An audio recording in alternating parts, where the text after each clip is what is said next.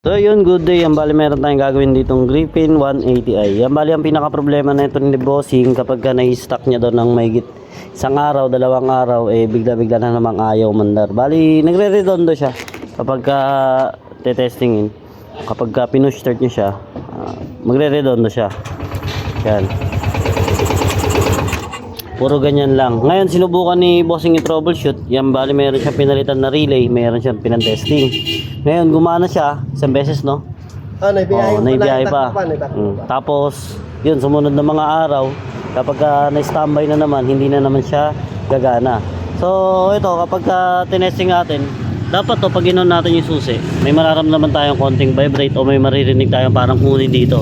Kasi gumagana yung fuel pump. Pero dito sa case ni bossing, kahit i-on off natin, yan, walang reaction yung yung fuel pump. Kaya ngayon, yun yung babaybay natin. Check natin kung may napuputol ba o merong wire na nagdidikit o kung ano man, kung bakit tayo gumana ng fuel pump ni bossing. Malabo namang sira ang fuel pump nito dahil bago lang tong unit ni bossing. Pinaka possible talaga nito, wirings lang. Kaya yun yung gagawin natin, bubuksan natin yung harness niyan, i-rebalot na rin natin. Ngayon para bali sasabay na namin ni bossing yung baka i-throttle body cleaning namin, tsaka CVT cleaning para isang gawaan na lang. So yun, nakalas na natin. Yan, nakaubad na yung Griffin ni bossing. Ngayon, hanapin na muna natin kung ano yung pinaka problema, kung bakit tayo gumana na itong fuel pump ni bossing. Upon checking dito sa Euro Griffin ni bossing, dito ulit tayo nagsimula sa relay.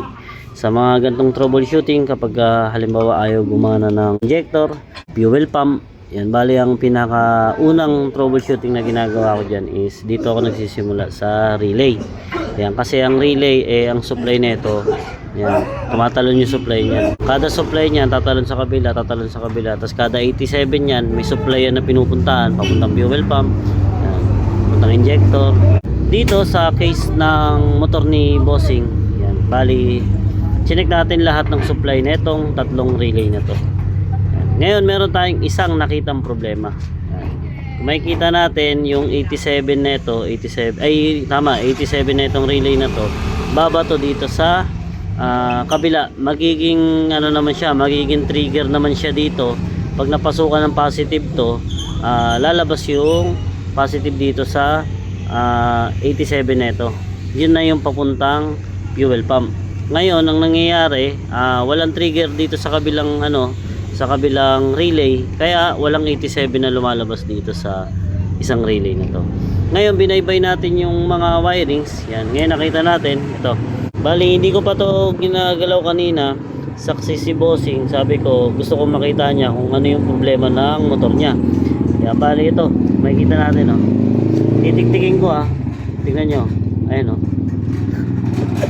pulbos. Ayan. Zoom na natin, linawan natin. Ayan. Nagpupulbos na yan.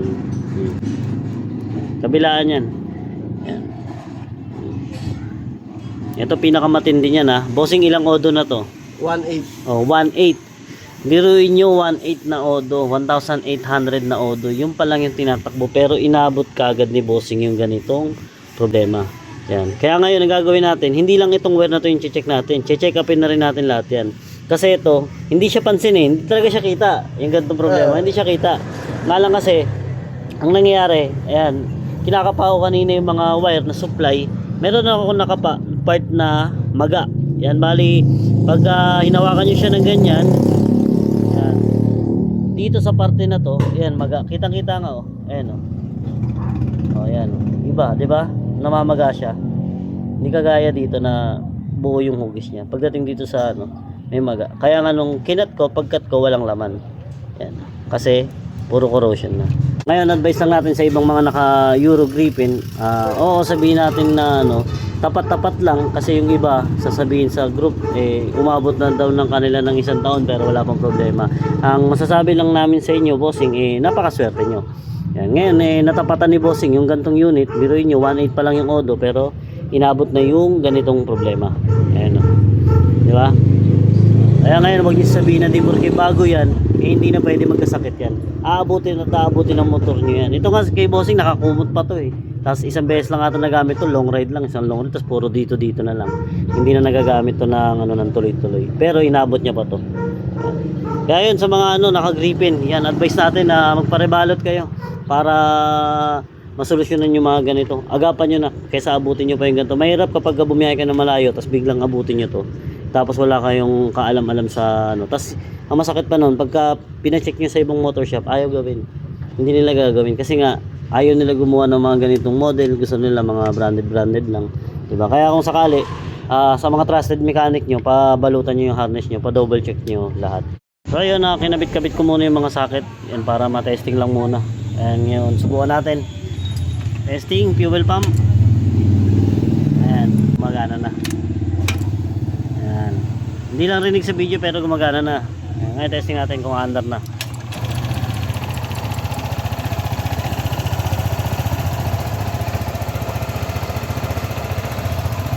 Ayan, running na ulit. Yan ngayon gagawin natin, babalutan na lang natin to. Tapos okay na tong unit ni Bossing. So yun, naribalot na natin itong mga to. Yung tatlong relay, pati yung mga socket nya. Hanggang dun sa baba, hanggang dun sa harapan.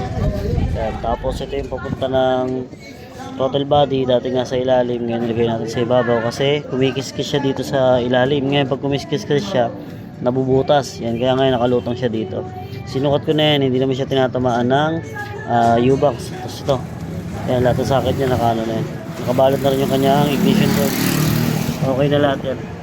Ayan. Test drive na. Ayan, bali pinuntahan natin ito, hindi umaandar ngayon. Ayan, good running na ulit siya. Ayan, no?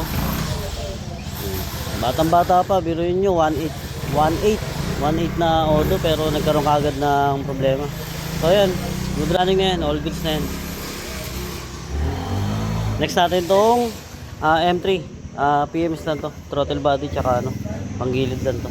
Tapos okay na to, tapos re-recta na tayo ng Calamba Laguna kasi meron pa tayong dalawang motor doon na gagawin.